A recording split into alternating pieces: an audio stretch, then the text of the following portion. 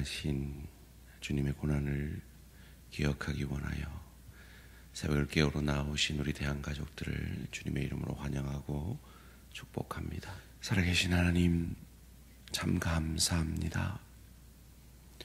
2000여 년 전 이맘때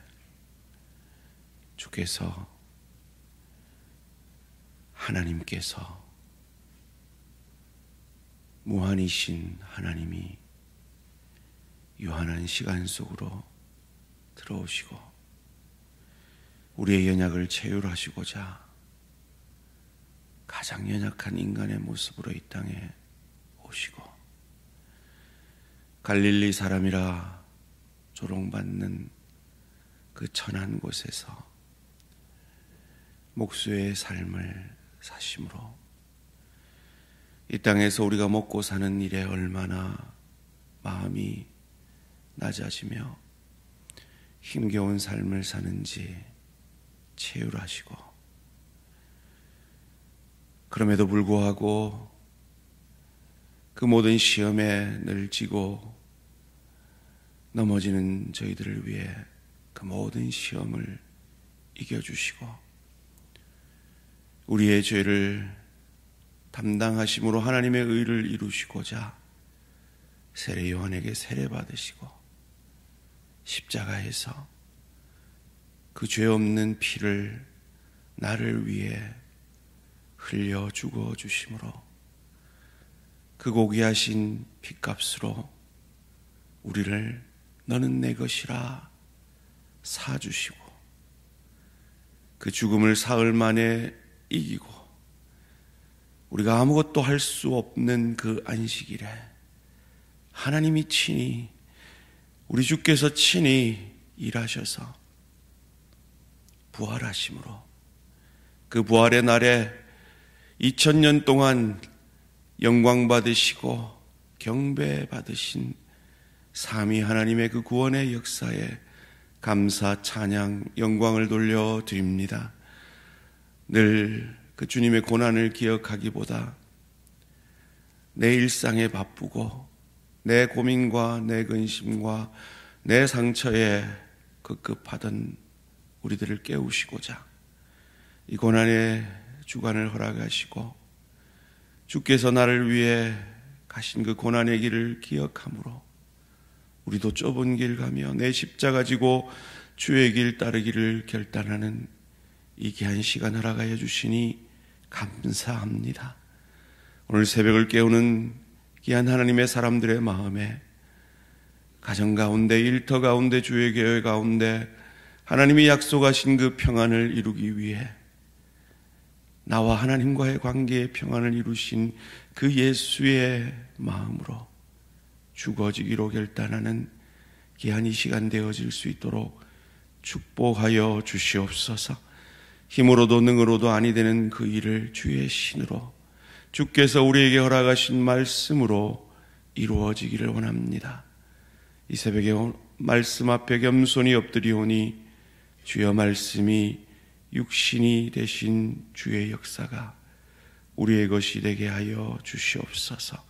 감사드리오며 이 모든 말씀 주 예수 그리스도 이름으로 기도합니다. 아멘.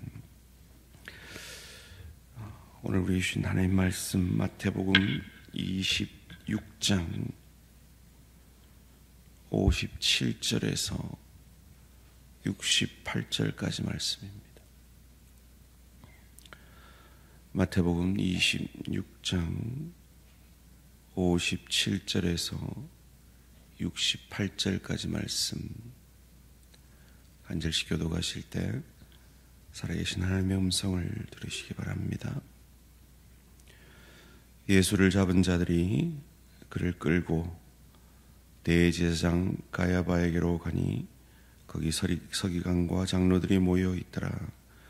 베드로가 멀찍이 예수를 따라 대제사장의 집들에까지 가서 그 결말을 보려고 안에 들어가 하인들과 함께 앉아 있더라. 대제사장들과 온 공회가 예수를 죽이려고 그를 칠 거짓 증거를 찾으매 거짓 증인이 많이 왔으나 얻지 못하더니 후에 두 사람이 와서 이르되 이 사람의 말이 내가 하나님의 성전을 헐고 사흘 동안에 지을 수 있다 하더라 하니 대제사장이 일어서서 예수께 묻되 아무 대답도 없느냐? 이 사람들이 너를 치는 증거가 어떠하냐 하되 예수께서 침묵하시거늘 대제사장이 이르되 내가 너로 살아계신 하나님께 맹세하게 하노니 내가 하나님의 아들 예수 아들 그리스도인지 우리에게 말하라. 예수께서 이르시되 내가 말하였느니라. 그러나 내가 너희에게 이르노니 이후에 인자가 권능의 우편에 앉아 있는 것과 하늘 구름을 타고 오는 것을 너희가 보리라 하시니 이에 대제사장이 자기 옷을 찢으며 이르되 그가 신성모독하는 말을 하였으니 어찌 더 증인을 요구하리요. 보라, 너희가 지금 이 신성모독하는 말을 들었도다. 너희 생각은 어떠하냐?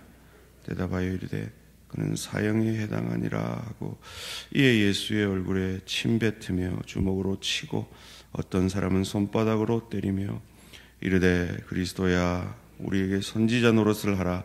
너를 친 자가 누구냐 하더라. 아멘. 무엇이 억울하십니까? 무엇이 억울하십니까? 라는 제목으로 잠시 말씀을 나누기를 원합니다. 여러분, 인간이 가질 수 있는 그 감정 가운데 가장 힘든 감정 중에 하나가 있다면 그건 바로 억울함일 것입니다. 이 억울함의 감정은 아마 당해본 사람은 아실 겁니다. 그 어떤 감정보다 괴롭습니다. 그리고 이 억울함의 감정 앞에 순순히 그래 나는 이런 억울한 감정을 가져도 마땅해 라는 마음을 가질 사람은 없습니다. 그런 억울한 감정이 들면 우리는 나에게 그 감정을 주는 사람, 그 사건을 향하여서 뿐만 아니라 세상을 향하여서도 외치고 싶습니다. 나는 억울하다고. 사실이 아니라고 말이죠. 그런데 우리 주님은 어떻게 하셨을까요? 오늘 본문 가운데 종교 지도자들이 우리 주 예수를 죽이려고 다 모였습니다. 57절 말씀입니다. 마태복음 26장 57절 예수를 잡은 자들이 그를 끌고 대제사장 가야바에게로 가니 거기 서기관과 장로들이 모여 있더라. 이 종교 지도자들, 소위 말해서 모든 사람들의 존경을 받던 그들이 가진 권세가 빼앗길까 봐 예수를 죽이려 합니다. 여러분, 한 사람이 뒤에서 나를 욕한다라는 말을 들으면 우리에게 큰 상처가 됩니다. 한 사람이 그래도 그런데 이 종교 지도자들이, 당시에 많은 사람들이 존경을 받던 사람들이 예수를 죽이려 한다. 얼마나 괴로우셨을까요? 그들이 예수를 죽이려 이렇게 작당을 한다. 얼마나 마음이 힘드셨을까요? 거기다가 이 스승의 고난받는 이 순간에 3년 동안 동거동락했던 제자들은 다 도망가고 베드로만 따라옵니다. 그런데 따라오는 것도 그 스승을 위해서가 아니라 이 결론이 어떻게 되나 결말을 보려고 옵니다. 58절입니다. 베드로가 멀찍이 예수를 따라 대제사장의 집들에까지 가서 그 결말을 보려고 안에 들어가 하인들과 함께 앉아 있더라. 그 재판은 불법 재판입니다. 유대인들은 밤에 재판할 수 없었습니다. 거기다가 이 재판은 이미 결론을 내고 하는 재판이었기 때문에 억울한 재판이었습니다. 59절 말씀입니다. 대제사장들과 온 공회가 예수를 죽이려고 그를 칠 거짓 증거를 찾으매. 결론을 내려면 증거를 먼저 찾아야죠. 그런데 그들은 결론을 내고 증거를 찾고 있습니다. 거기다가 거짓 증거를 찾고 있습니다. 예수님이 그 무엇보다 억울하셨던 것은 그가 이 모든 길을 걷고 가고 있는 것은 하나님께서 선지자들을 통해 말씀하신 오실 메시아에 대한 예언을 신실히 이루고 계신 것이 없기 때문입니다. 60절 61절 말씀입니다. 거짓 증인이 많이 왔으나 얻지 못하더니 후에 두 사람이 와서 이르되 이 사람의 말이 내가 하나님의 성전을 헐고 사흘 동안에 지을 수 있다 하더라 하니, 이건 사실이죠. 요한복음 2장에도 이 고백이 나옵니다. 왜 예수님께서 이 말을 하셨을까요? 이 말을 하시면 이들이 자기를 죽일 것을 아셨습니다. 그런데도 이 말을 하십니다. 왜요? 스가랴 6장 12절에 이 메시아 예언을 이루시고자 함입니다. 보라, 싹이라 이름하는 사람이 자기 곳에서 돋아나서 여호와의 전을 건축하리라. 유대인들은 메시아가 오면 성전을 새롭게 지을 것이라고 믿고 있었습니다. 그들에게 내가 메시아다, 내가 구원자다, 내가 그리스도다라는 것을 알리기 위해 하신 그 일을, 그 선의를 그들은 지금 예수를 죽일 증거로 내밀고 있는 겁니다. 얼마나 억울하셨을까요? 나는 내 남편을 위해서 한 말입니다. 내 아내를 위해 한 일입니다. 내 동료와 내 일터를 위해서 나는 정말 최선을 다했습니다. 나는 주의 교회를 위해서 한 말이고 한 일입니다. 그런데 돌아오는 것은 고난이고 오해고 비난일 때 우리는 억울하죠. 그래서 우리는 그를 보고 싶지 않습니다. 그 일을 다시 하고 싶지 않습니다. 그런데 우리 예수님은 어떻게 하셨습니까? 이 말을 듣고 대제사장이 묻습니다.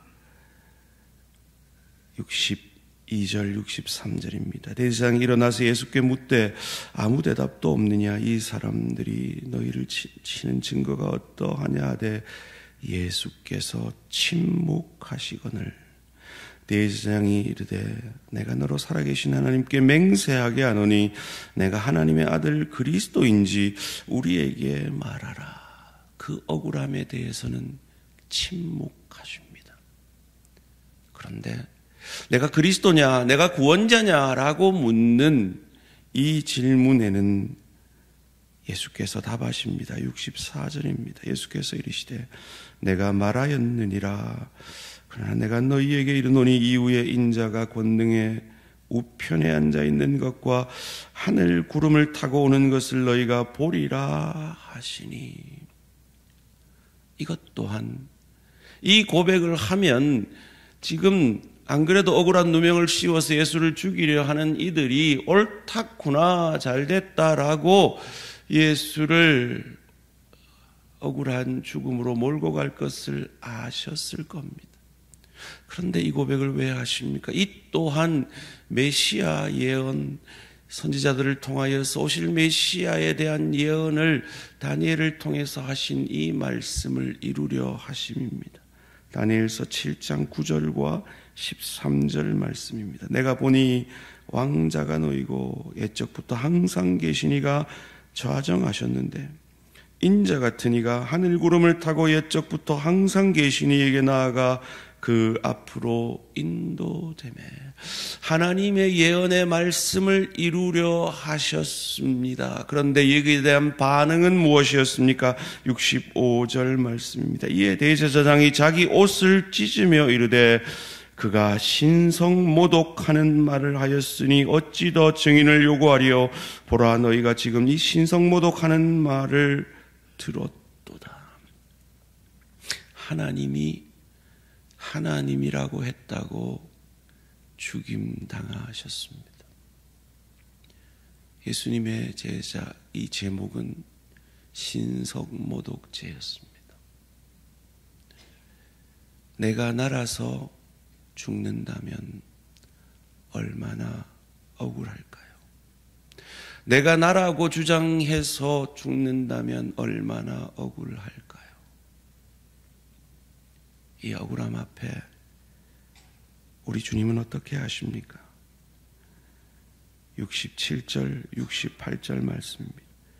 이에 예수의 얼굴에 침 뱉으며 주먹으로 치고 어떤 사람은 손바닥으로 때리며 이르되 그리스도야 우리에게 선지자 노릇을 하라. 너를 친 자가 누구냐 하더라. 지금 예수님이 왜 이 고난의 길을 가고 계십니까?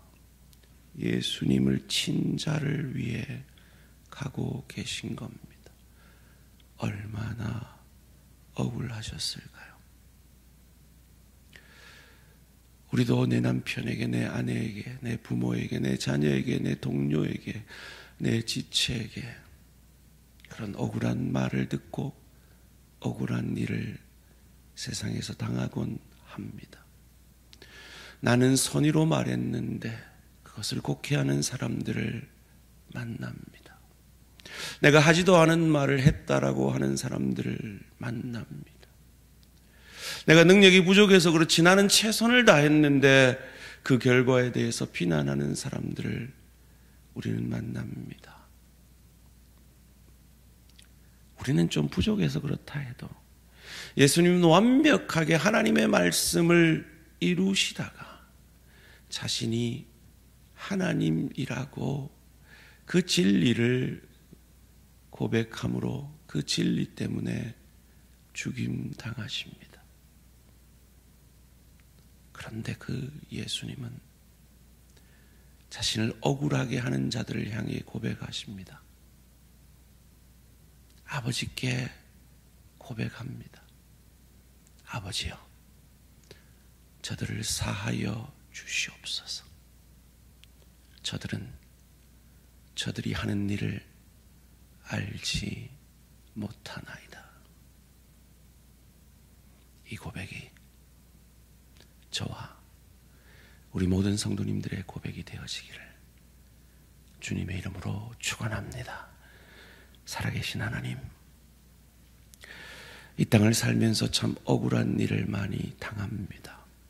심지어 사랑하는 아내에게도, 남편에게도, 부모에게도, 자녀에게도, 믿었던 동료에게도, 사랑하는 지체들에게도 이런 일을 우리는 당하곤 합니다. 그때 우리는 외칩니다. 악을 악으로 갚아줍니다. 그런데 그런 우리를 향하여 저들을 용서하여 달라고, 저들은 저들이 하는 일을 알지 못한다고 기도하심으로 우리가 아직 죄인 되었을 때, 하나님과 원수 되었을 때 우리를 용서하시고 구원해 주신 주의 은혜에 감사, 찬양, 영광을 돌려드립니다. 예배를 드리다가 느닷없이 총을 들고 들어온 그 한 사내처럼 나는 분명히 선의로 행했는데 나를 향하여 총구를 겨누는 그들을 향하여 예수님처럼, 레리 목사님처럼 내가 무엇을 도와줄까요? 상처받은 영혼이여 고백할 수 있는, 그리하여서 우리 대항의 모든 가정의 일터가, 주의 교회가 더욱 평안하여 든든히 서가는데 썩어지는 한 알이 밀알이 되어지는 우리 모든 성도님들 되어질 수 있도록 은혜 내려 주시옵소서. 감사드리오며 이 모든 말씀 주 예수 그리스도 이름으로 기도합니다. 아멘. 하늘에 계신 우리 아버지여, 이름이 거룩히 여김을 받으시오며 나라가 임하시오며 뜻이 하늘에서 이루어진 것 같이 땅에서도 이루어지이다. 오늘 우리에게 일용할 양식을 주시옵고 우리가 우리에게 죄 지은 자를 사하여 준 것 같이 우리 죄를 사하여 주시옵고 우리를 시험에 들게 하지 마시옵고 다만 악에서 구하시옵소서. 나라와 권세와 영광의 아버지께 영원히 있사옵나이다. 아멘. 오늘은 우루과이 이명규 선교사님을 위한 기도 제목입니다. 신학교 기숙사가 재정적 어려움 없이 잘 세워지고 운영되도록 선교사님 건강이 회복되어 더욱 힘써 사역하고 섬길 수 있도록 교회가 지역을 잘 섬겨 소망과 위로를 전할 수 있도록 신학교 기숙사 운영과 선교사님 건강과 교회가 지역사회를 잘 섬기도록 우루과이 이명규 선교사님을 위해 기도해 주시기 바랍니다. 오늘 하루도 승리하시기 바랍니다.